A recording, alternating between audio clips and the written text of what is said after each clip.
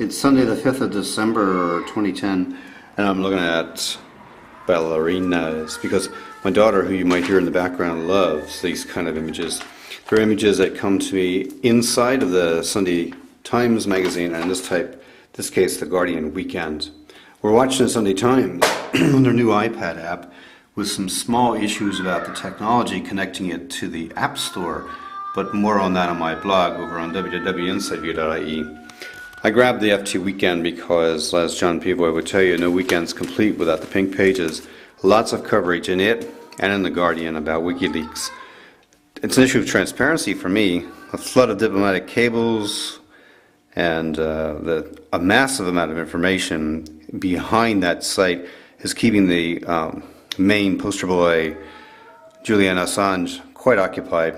Tim Bradshaw, Mary Watkins, Joseph Mann. Talk about the fight to keep it online. Big fight. I'm also into the technology issue here, technology item on the front page of the FT Weekend about the oil fire inside the Trent engine made by Rolls-Royce on the Qantas A380 jet. What happened to it? But inside the paper, a whole really well-placed series of opinion pieces about the transparency issues concerning WikiLeaks. Howard Evans points out why it was just right to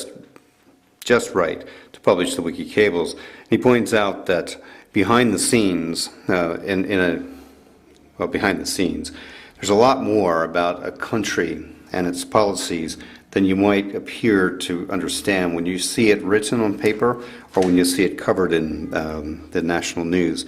The President Emeritus of the Council on Foreign Relations, Les Gelb, who has seen both sides of the story, says, you can clearly see what WikiLeakers never expected.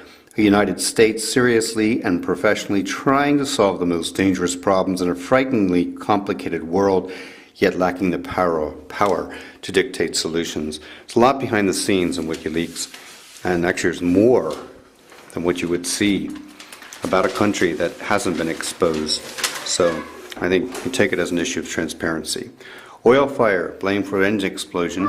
That's a report by Peter Smith in Sydney. It's a technology issue to me. What I didn't know until I read the issue here in the Financial Times Weekend is only one of the 4 engines was operating normally when the aircraft made its emergency landing. The most serious issue here is that it was highly unlikely that routine maintenance would have been able to identify the potential problem with that oil tube. Peter Smith files a story from Sydney. As a former pilot, instructor pilot, that's very troubling. You know what we need? Frank Fitzgibbon from the Sunday Times, we need FIFA leaks. FIFA was urged to investigate new World Cup bribes claims. There's plenty of stuff emerging on the irregularities around the World Cup. Sunday Times, I like what they do in the top of the covers here, the top of the page. Christmas wrapped up, top 100 albums of the year, Mary Robinson in the Blame Game, and the funniest animal pictures of the year. They're actually all, I'd be curious to see how that actually plays out on the iPad app, the front page. I'm sure it does. But these are actually really good reasons to buy the paper. And anyway, another good reason to buy it. More discussion about pay cuts coming for politicians. Stephen O'Brien, Sarah McInerney point out that ministers are going to get pay cuts of about €20,000. We'll see what happens. The budget's going to hurt everybody, they say. And you know what? What I'm thinking is they're bringing stuff back to 2006 coverage. They should actually look at councillors' pay. Local councillors weren't paid back in 2006, so remember that. Now they're paid about, what, €12,000 a year. Bring them back to nothing. Give them expenses, though. All hands on the plow on the Chile film sets. It's Martin Sheen walking through the streets of Feathered. We have coverage on our own Creative Seeds website of what it meant to be behind the scenes there. All part of being creative. Snowfall in the area has forced continuity problems front and center. Snow one day, no snow another day.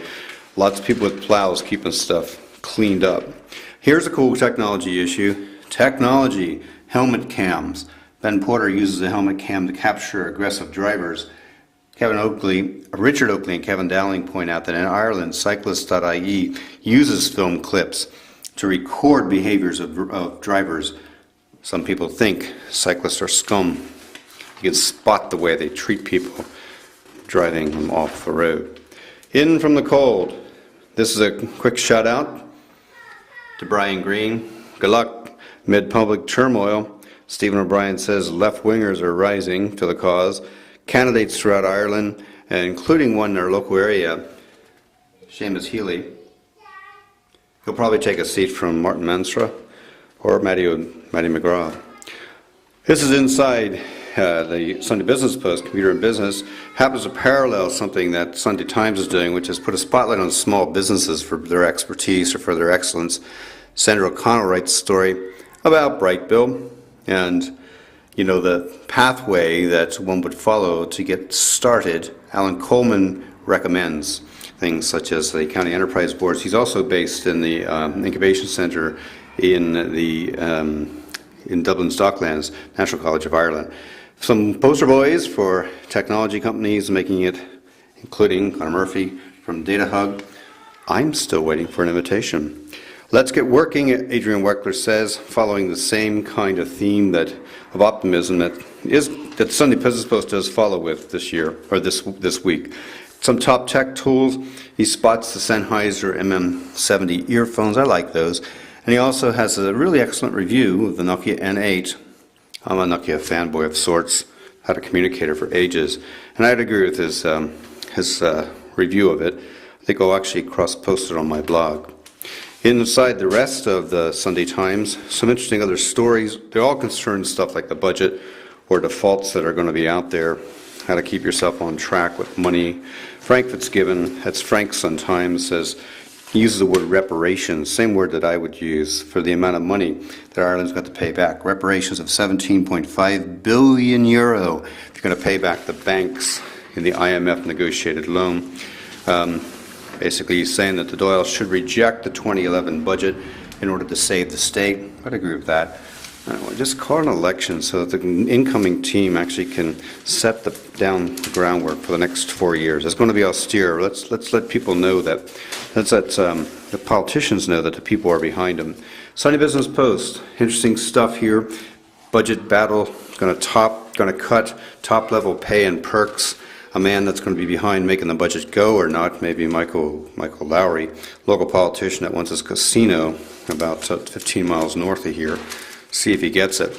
I cut out most of Sunday Business Post because it's all optimism and it's good stuff, but what I wanted to get to is Adrian's stuff about 6 reasons to be cheerful, online shopping, Skype and instant messaging, the iPad, ever cheaper films, and dailypuppy.com, along with faster broadband. Some other stuff in the Sunday Business Post points out that, well, they say the budget must pass in the aftermath of the bailout. It's going to cost us. I really like this thing. I can't show you because my paper won't fold quite well. It's an editorial by Kevin O'Rourke, Euro's solution of what's needed. What Kevin O'Rourke lines out and says is default really isn't such a bad thing. He's suggesting we should really change the rules. To me, that means maybe print some more euros. Anyway, outside, it's frozen out there. There's also some frozen paranoia in the WikiLeaks story that's there. Have a look at my back garden. Check me out on Twitter at topgold. In the meantime, I hope you're having a great week. We're looking forward to frozen budget issues this week as the news unfolds here in Ireland. Thanks for listening. Bye for now.